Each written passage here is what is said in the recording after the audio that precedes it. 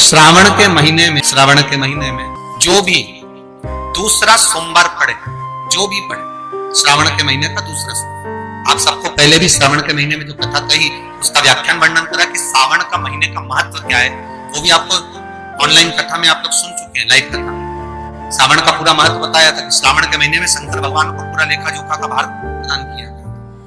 दूसरा सोमवार श्रावण के महीने का जो दूसरा सोमवार होता है, उस दूसरे सोमवार में रात्रि के समय पर, अर्थात शास्त्र अब घड़ी और पल का स्मरण करेंगे तो रात्रि के बजेंगे 10 से 12 बजे, 10 से 12 के बीच धतूरे के साथ बाबा को शूल समर्पित होता है।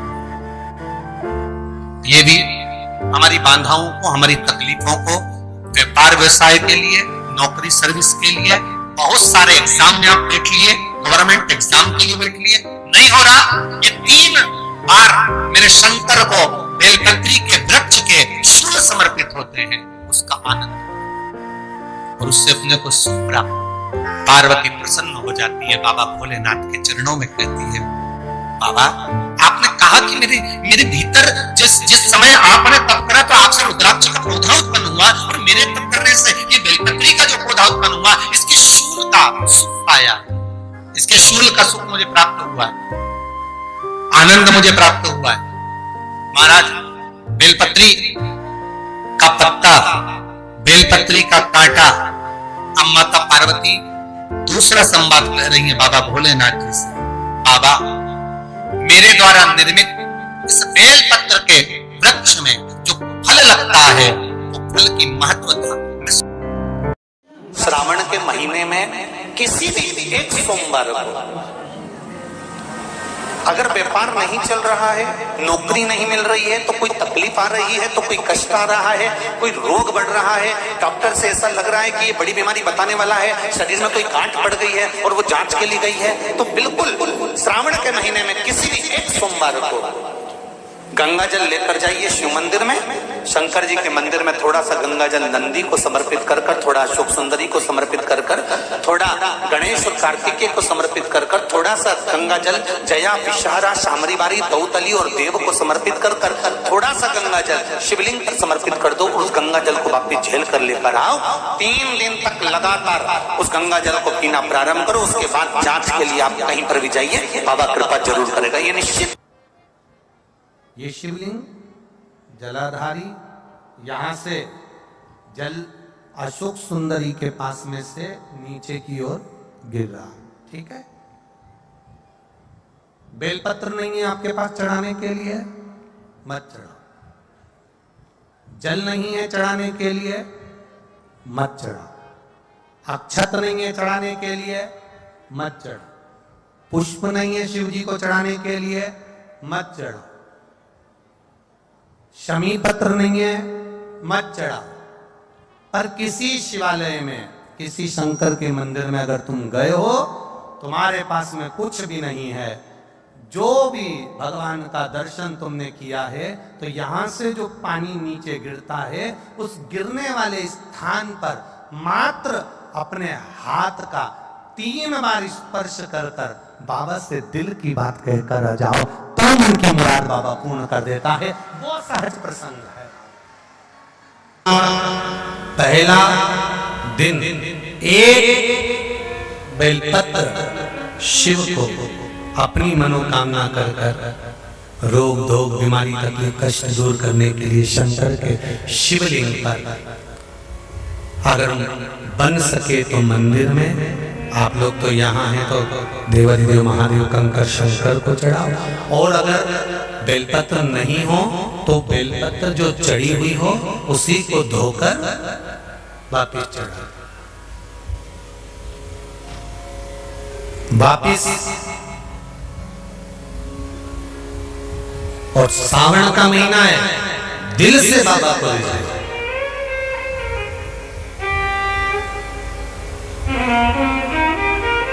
हम धर्म करने के चक्कर में, परमात्मा के भजन के चक्कर में किसी का अपमान ना करें। इसका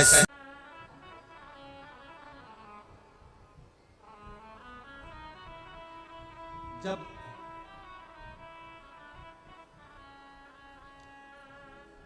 सारी दुनिया की ठोकर खा लो,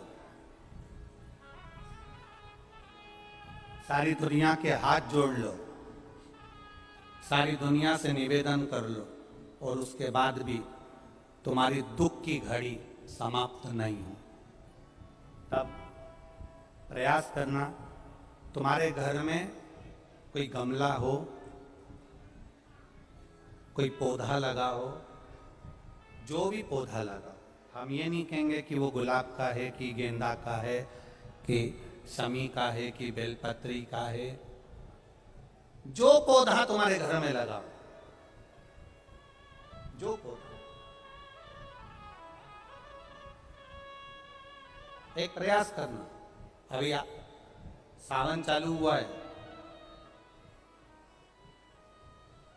अगर तुम्हें लगता है कि मेरी दुख का समय समाप्त नहीं हो रहा, मेरी दुख की घड़ी समाप्त नहीं हो रही, तो घर में रहने वाले जितने लोग आस्था चैनल पर कथा सुन रहे हैं, जितने फेसबुक यूट्यूब पर कथा सुन रहे हैं, और जितने पुष्कर राज की इस पावन धरा पर बैठकर कथा सुन रहे हैं, उनसे निवेदन करेंगे, श्रावण 2 सावन अब की बार हैं, एक अधिक मास का भी पड़ेगा और एक श्रावण ये पड़ेगा।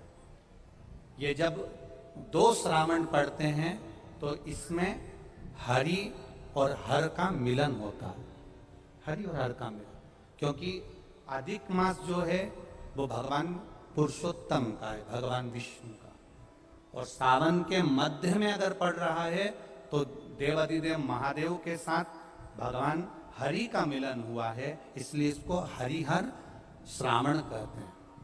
ये 2 महीने के श्रावण में अगर मान लो एक दिन आपका निकल भी गया, 2 दिन आपके छूट भी गए, कोई दिक्कत की बात नहीं है।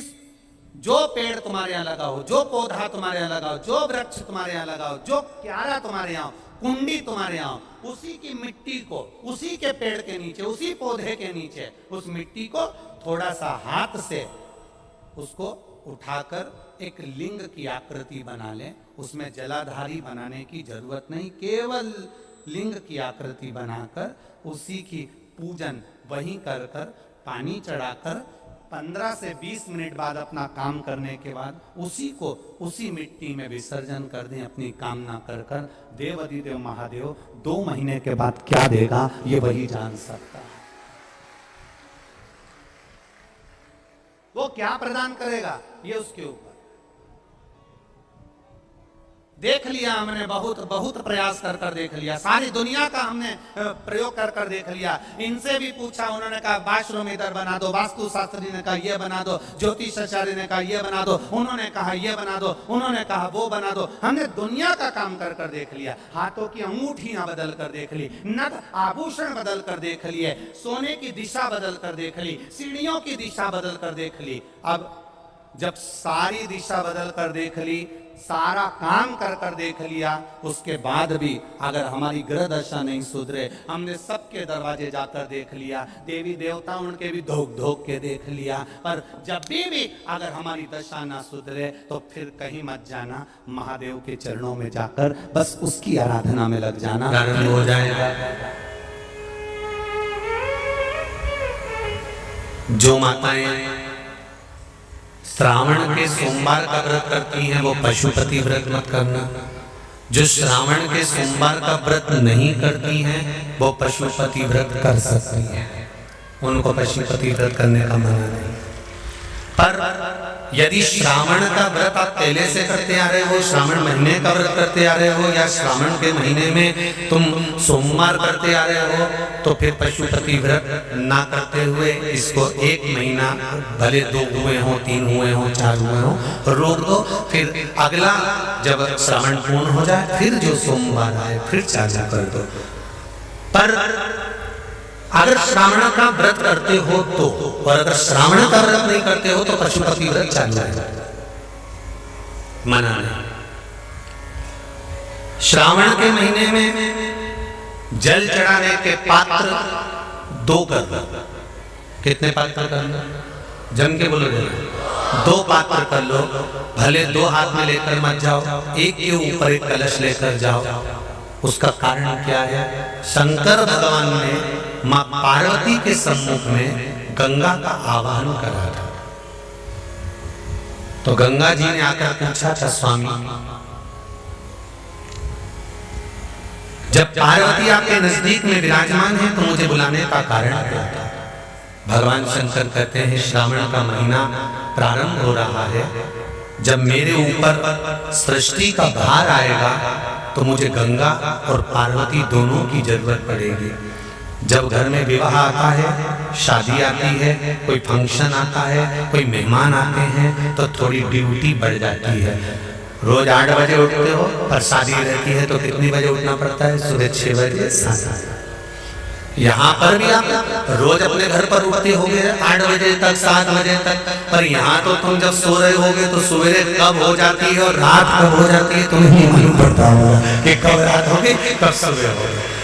लोग ढोलक पीते पीते पीते पीते 11, 12, 1 और तुम्हारी लग गई झपकी और बज गई 3:30, सब लग गए लाइन में नहाने और तुम भी भागी जल्दी से नहाने।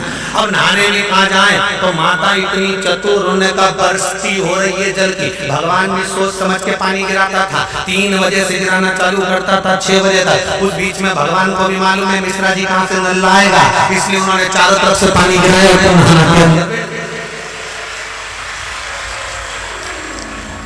बोलो सही है कि गलत है?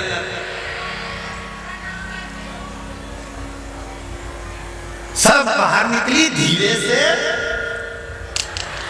और इतनी चतुर राम जी, गजब की चतुर चतुर लोग आया है, गजब।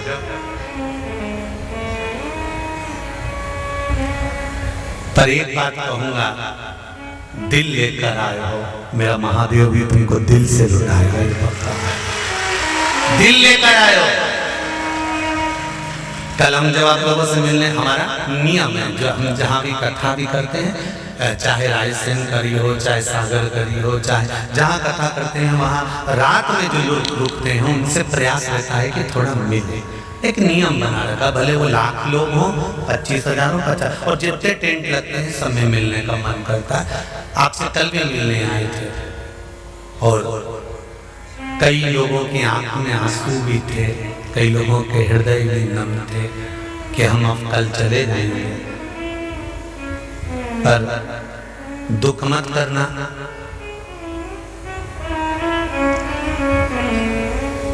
दूसरा कोई स्थान हो, वहां से जाओ तो वापिस आने की गारंटी है कि नहीं है, पर यहाँ तो सील और थप्पे लगाकर भेजता है कि वापिस बुला लाएगा। तो फिर क्या दिक्कत? उसकी आराधना मात्र करिए।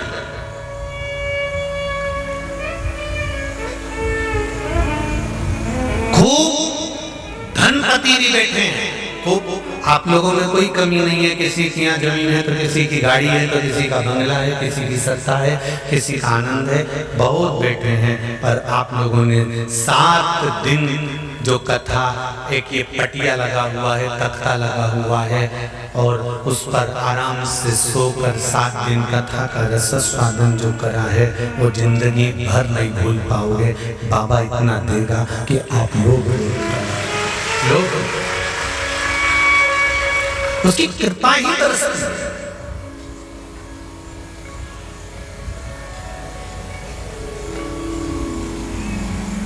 उसकी कृपा बिना कुछ नहीं। तेरी कृपा बिना न हिले एक भी अणु, लेते श्वास तेरी कृपा से तनो तनो। बाबा की कृपा होती है तो आना होता है।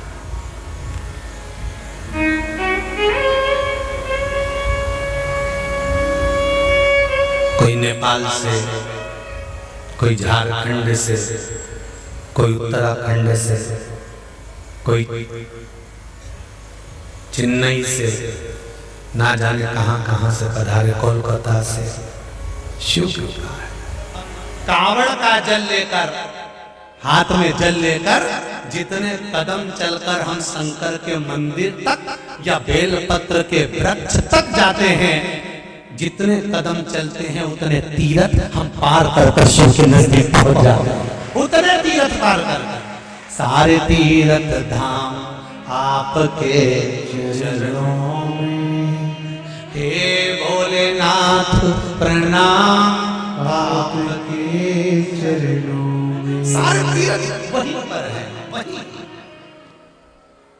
पहले कथा में कहा 33 कोटि देवता शिव जी के शिवलिंग के पास, 33 कोटि, पूरा परिवार तो है ही, 33 कोटि देवता जहां से जल निकलता वहां विराजमान होते। तो देवता सब वहीं पर है, तो बैकुंठ कहां होगा?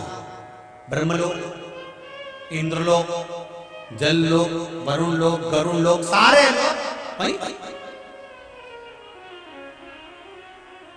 इसलिए शिव जी का मंदिर नहीं होता, शिवालय होता है। क्या होता है? शिवालय। शिवालय का मतलब होता है लय। लय मतलब इसमें विलीन हो जा, शिवा लय इसमें समा जा।